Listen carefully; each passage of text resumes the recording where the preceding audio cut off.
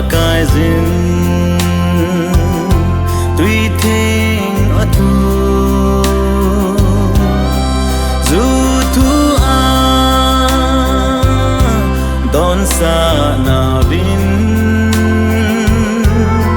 a hin a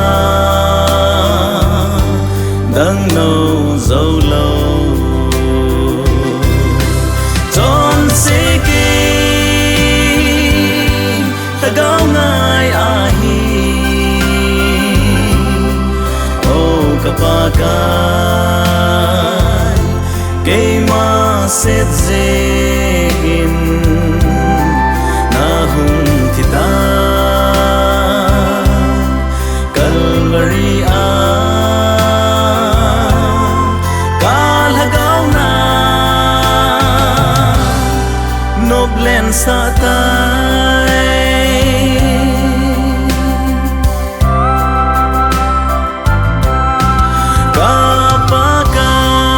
kapakai tisen zala thêm chẳng xa ca itai tun va ti san na nalhat dosa kahita nanga kahi ton seke tagaw ngai ahi o kapakai kay ma set zein na hun thita Calvary a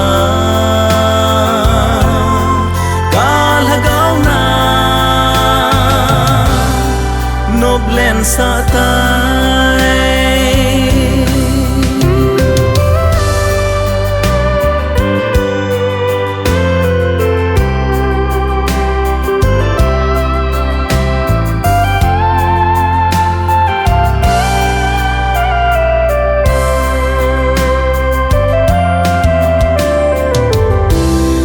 kahin khong